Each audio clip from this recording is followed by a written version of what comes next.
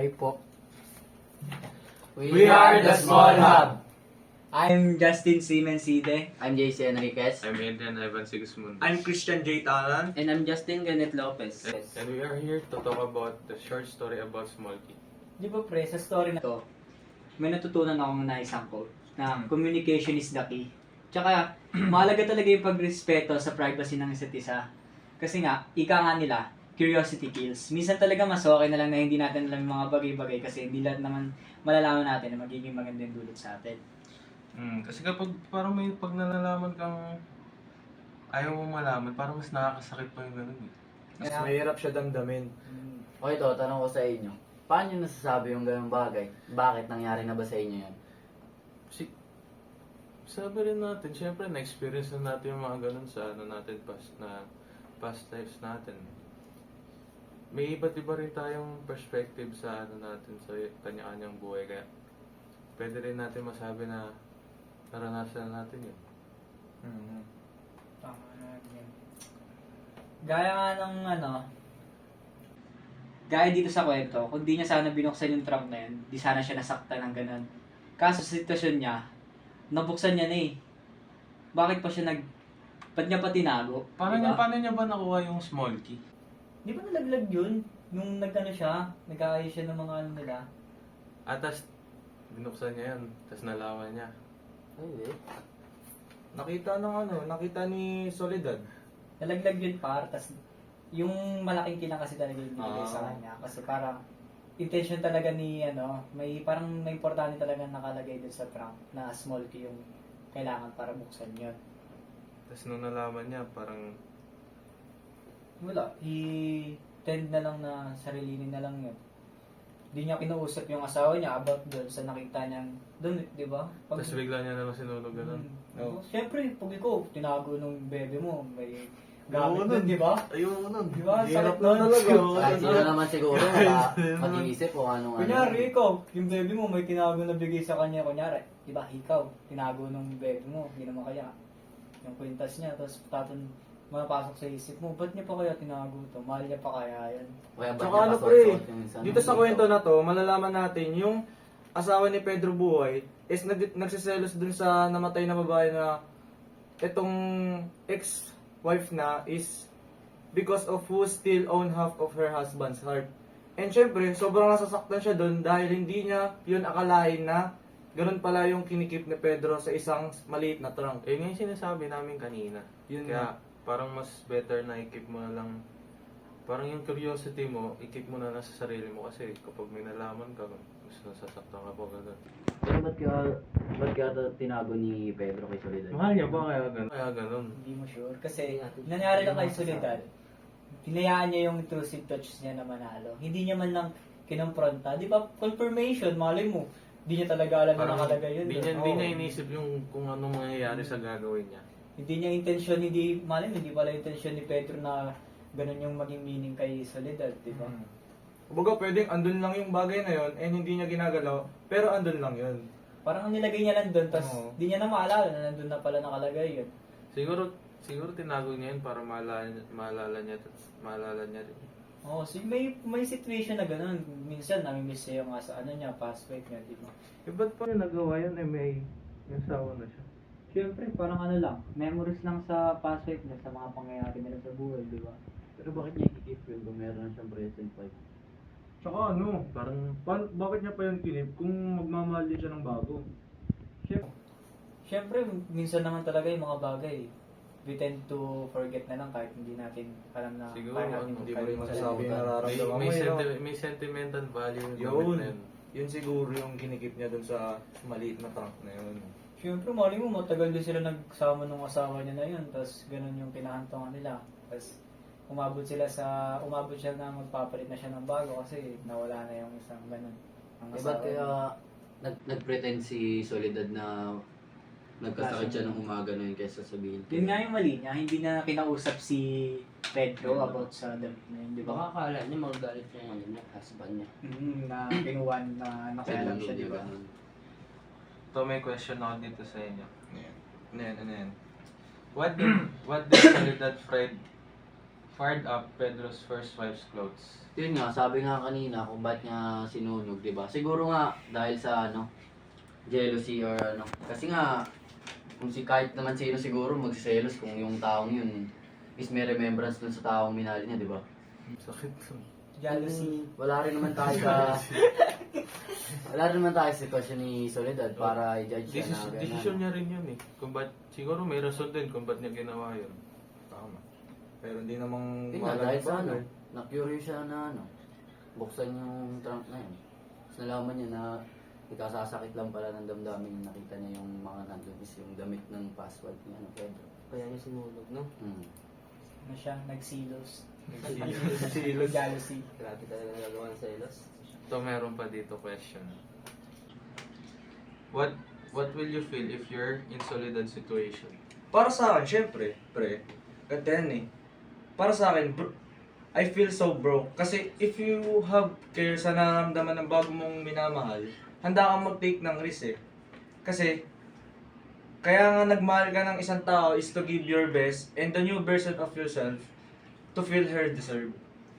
Or kumbaga doon mo na i-express yung kumbaga yung pagmamahal mo dun sa taong yun, sa panibago mong minahal. Kaya nga sinasabi nilang take the risk or lose the chance. Tama. Pwede mo naman bila ng bagong damit si Soledad eh. Kasi yun, yung ikip mo, di ba? Mas Oo. napapahalaga pa kasi nagagamit ng bago eh. Eh, yung isa, At saka siya yung present wife, Yun. di ba? Yun Saka tayo. masakit pa rin talaga sa part ni Soledad yung malaman niya may tinatago yung husband niya na gamit ng password niya na hindi niya alam. Masakit na. Kasi Parang ikaw, ano kahit na yun ikaw, eh. kung ano-ano yung isipin mo dun eh. Parang Bakit cheating. andito to, di ba? Parang cheating na rin kasi yun. Low-key cheating na yun kumbaga. Pero hindi pa rin naman mali mo na talaga. Sentimental value. Yun. Respeto pa rin sa... Yun sana yung diba? may respeto ka tsaka naiintindihan mo pa rin kung bakit respeto gano'n. niya sana yung ganun pangyayari. Mm. Siguro iniisip niya, ay, may gamit pa siya ng password niya. Siguro Siguro mahal mahal niya pa pa. yun. Yung baka record niya lang ako. Nag-overthink eh. No? Nag-overthink lang si Soledad. Eh di sana kung ano, kung gano'n yung mga... Jealousy. Sana naging open-minded na lang muna siya sa gano'n. Tsaka nakipag-communicate siya na siya kay Pedro. About sa mga ganung bagay. Ito meron pa. Why did Pedro hide his first wife's clothes before Soledad? Ganun nga, maraming possibility na kung bakit tinabi ni Pedro. Gaya nung bago pagkatapos nung ilibing yung asawa niya, tinabi niya na yun. Tapos, nakalimutan niya na lang na may nakalagay pala doon na ganun sa trunk niya. Pwede rin intentionally. Pwede. May sentimental value sa kanya kaya niya tinago. Parang nakikip dun sa dress na yon yung memories ng password Yung niya. mga nagagawa nilang memories dun sa Dress na yun. Mm, Or sa dress or na sa yun. damit na yun. Malay mo, di ba? So, question. Next question. Apat na yan, no? Apat na. Who is the married couple? What is the story behind them? Di ba ang married couple sila, no? Pedro sa Soledad? Si Si Pedro, nagkikip siya ng damit ng ex-wife niya. Nang di alam ni Soledad. Tapos nung nalaman ni Soledad, nagselos si Soledad. jealousy. Tapos sinunog niya yun, di ba? Si Tapos nagpanggap siyang may sakit para di malaman. Di makalit si Pedro. Hindi naman nakatawa talagang magalit si Pedro kahit kinumpronta niya lang bakit niya tinatago yung gamit. Ba't ba siya magagalit? Kung baga siya na yung mali Siya doon na eh. yung mali dun eh. Mali Kung na mas talaga. mahal mo yung present wife mo, handa mong i-take yung risk na di mo kailangan magtabi ng ganung bagay. Pero malay mo, hindi mo naman masasabi na hindi. Wala naman tayo sa sitwasyon ni Pedro. Pedro eh. Pero naranasan niya na yun? Sitwasyon ni Pedro? Hindi pa, bata pa tayo, pre. Grabe ka naman yun. Bakit? May mga girlfriend naman din kayo. Hindi ko naman tinutukoy about dun sa asawa. Hindi naman nila, no? Kasi magkasabi. Ako kasi Pero syempre, Ano kasi, ako di naman isa lang. mangyayari sa akin Isa yun lang, eh, yung isa ganun eh. Sa isa lang. Hindi mangyayari sa'yo ako kasi mas masarap doon eh. Tiyara! Ako kasi, Grabe. di pa ako nakakaranas ng girlfriend. Hindi kawawa ka pala. Hindi ka na kaya. Ikaw. Hindi sabi ka din, G. Ang tanong mo ulit? Kung naranasan niyo na ba yung sitwasyon ni Pedro? Sa akin hindi. Kasi yung girlfriend ko, matagal naman na kami nagsasama nun eh. Wala pa naman kami masyadong bagay-bagay na natatanggap sa isa't isa. Pero na lang sa love. And sa pag-care ganyan. Ikaw mismo, tanawin ko. Ano? Wala ka bang tinatago sa kanya? Wala! Ba't ako nagsasabi sa kanya? Kahit nga break ko, kaya ko Ilang years ipakita na? sa kanya eh. Papakita mo nga. Wag dito. Girlfriend ko ba kayo? Girlfriend ko ba kayo? Hindi na, tama na. Tama na. Question. Okay, last question. What is your opinion on what Pedro and Soledad did? Siguro para sa akin, parang nadala na lang sa emosyon si Soledad eh. Kung ano yung nalaman niya. Kasi kung di naman niya kukunin yung small key na yun, Di sana wala siya nalaman na ganun. wala rin siya. Hindi siya nasaktan ng gano'n.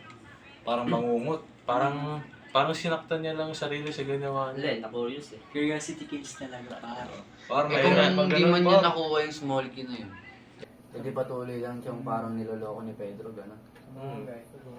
Parang- Siguro, meron ding, darating din yung time na pag nagkwentuhan sila, masasabi ni Pedro yun. Ano, pagugod-ugod na sila. Oo. Eh paano kung yun na yung right time para malaman ni Soledad? Yun lang ang masakit. Siya pa yung nakaalam, imbis na ikwento sa kanya kung bakit Yun yung- mas nandun maganda yun. na yung paalam mo kaysa sa Ikaw kanya yung pa mag- siya Oo, pa yung yung mga nakaalam. Siyempre, Kumbaga para ka nagloko nun, ano yun. eh, parang may cheating isip na nga, ano yun may na nga isip lang cheating yun. na. Nang, kunyari, may isip ni Soledad nun, na nasusorry si Pedro, na nakita niya yun, kasi nahuli na siya. Yun. Parang Mas masakit nga yun. nagloko ka na, na feel sorry ka lang kasi sa nagloko ka, kasi nahuli ka. Yun. Pero So, habang nagloloko ka, hindi mo iniisip. Inisip yung... Siyempre may minamahal ka eh. Pwede na magmahal ng lima. Charot. Wag. Mahirap yun, pare. Wag yun. Time management. Joke lang. Pero ganun nga, masakit, lalo na pag sa part ni Pedro, hindi natin alam kung ano ba talagang rason niya, kung ba't niya tinago. Kung ikaw si Pedro nang ano mo. Siyempre, Kunyari, mahal mo pa ex-wife mo, pero may present wife ka na. Ex-girlfriend lang. Grabe Ay, naman sa girlfriend ex-wife ba? eh. Wala Bata pa tayo pa sa yung ganyan tropa edad, natin. pare. Girlfriend, ex-girlfriend, tas may present wife ka. Ay, girlfriend. Ex-girlfriend. Parang ano, parang relate ah. Tulak lang. Ano? Sayang naman, lalo na, di ba? Pinagsamahan nyo din. Pero hindi, kung iba naman yung nadulot sa'yo, kung kunyari, yung paghiwalay niya is unintentionally, respeto na lang siguro sa future, para sa yung future, respeto na lang siguro sa past ng kanyang husband. Pero pahig ka nun, meron kang tinatago sa present girlfriend mo kung sakali. Siguro, depende kung ano yung itatago. Sa bagay. Oo, Hindi naman kasi lahat pwede ipaalam mo sa kanya. Siguro merong right time para sabihin. Pero minsan talaga yung mga ibang bagay, kailangan na ng kalimutan. Yun na lang yun. Tumahan ako dun ah. Kalimutan. Kailangan na talaga Ano kalimutan.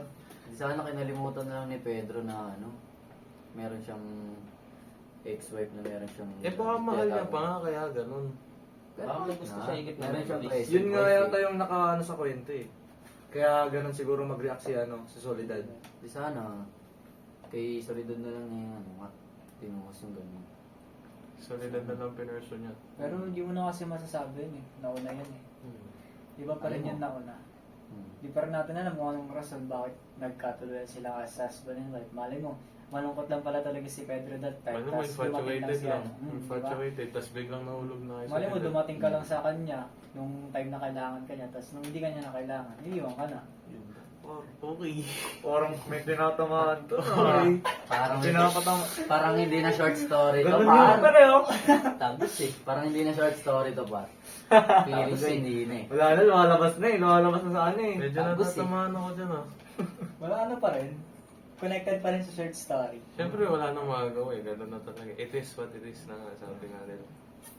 Kumbaga nire-relate lang natin yung sarili natin sa story. Sa story nila. Yun lang yun. Kumbaga pag kung ano, ang gagawin natin pag tayo nasa Tayo sitwasyon na sa yun. situation ganun. nila, ganun. Ba't parang ako naranasan ko na? Uy. Uy! Iyak ka na lang. Yan naman ang pag-usapan. Yeah. Ay, wag na, wag na.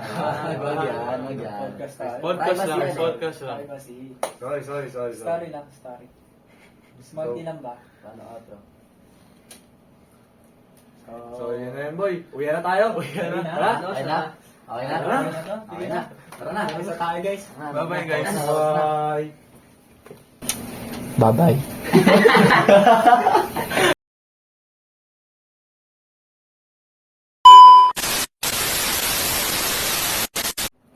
Hi po. We are Small Hub! I'm Justin Mencide. I'm JC Enriquez. I'm Aiden Ivan Sixmondo. I'm Christian J.D. Talan. And I'm Justin Kenneth Lopez. Pedro Buhay, wife was... Butong yun eh. Pangit, parang pangit. Ano, di ba? Pagkakos natin mag...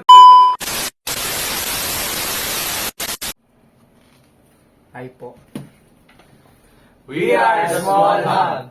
We are here to talk about the short Uy, story. pakilala muna, Gab. Kilala mo na pare. Pakilala muna.